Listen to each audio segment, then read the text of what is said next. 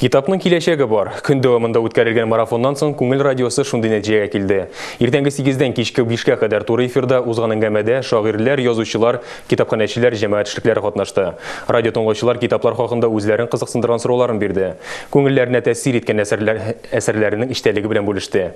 Китапны ни өчен укырга кирәк? Радио тыңлаучылар фикеренчә иң яхшы авторлар кемнәр? Хәбәрчебез материалында.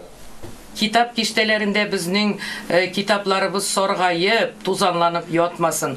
Ул бит кешеләрнең хезмәт җимеше. Шәһәрнең мактаулы гражданины Гөлзада Арзаева заманында үзәк китапханәнең иң күп китап укучысы булган. Ул вакытта статистика артыннан кумаганнар китапны яңадан китереп биргәндә эчтәлегендә сөйләткәннәр. Эше күп булуга карамастан Гөлзада Арзаева көн сайын 150-200 бит укый. Шуның аркасында күзлек киергә туры килсә дә, китапка мәхәббәте көннән-көн арта бара. Менә бүген китап укырга вакыт юк, мин телевизор карыйм дигән кешеләргә шакладым. Анда көне-төне сериаллар бара. Анда барсы да бер әйбер. Җанасының баласын каяндыр урлап киткәннәр дә, роддомда алыштырганнар да, менә шундый тематика бара. Ул нәрсә ул? Ул бит башыңны юк белән тутыру дип атала.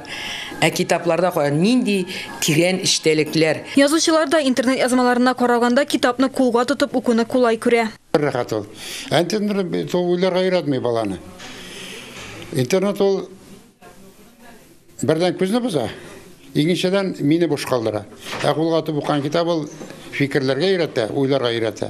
Кызганыч шәһәр китапханәләренә эзләр суына башлаган 90-нчы еллар белән чагыштырганда китап сөючеләр бермә-бер кимегән. Уку залларында күбрәк бер үк кешеләр урын ала, китаплар исә бердә тотынмаган килеш-киштә дә саргая. Китапханәнең үз укучысы бар. Ул менә балалар бакчалары, укучылары, әйме, алар әбиләре, оныкларын алып киләләр. Алар менә укытучылары төләпчән булган мәктәп укучылары. Алар инде мәктәп программасына кертелгән китаплар белән ул менә борынгы әдәбияттан башлап бүгенге чор әдәбиятты язучыларның китапларын укыйлар. Onlar инде өлкән буын инде пенсионерлар. Күңел радиосында китап көне исемле марафон беренче тапкыр гына үткәрелә. Оештыручылар әйтүенчә, радио тыңлаучыларның күбесе китап сөя. Аларның киләчәге шәһәрдәшләрне дә борчый. Радио тыңлаучылар арасында китап укучылары бихисап күп. Шунсы сөендерде, алар китапларның исемен генә түгел, хәтта әсәрләрнең эчтәлеген дә белә һәм авторларның барлык китап әсәрләрен дә атадылар. Көн дәвамында кызыклы китаплар хакында да сөйләштеләр радио тыңлаучылар. Нәбирә Гыймаддинова, Мәдинә Маликова, Зифа Кадырова, Айдар Хәлим китапларын иң яхшылар рәтенә кертте. Кыйммәтле бүләк китап уйнатыла торган бәйгеләрдә тыңлаучылар актив катнашты. Гүзәл Шихапова, Евгений Максимов, яңалыклар.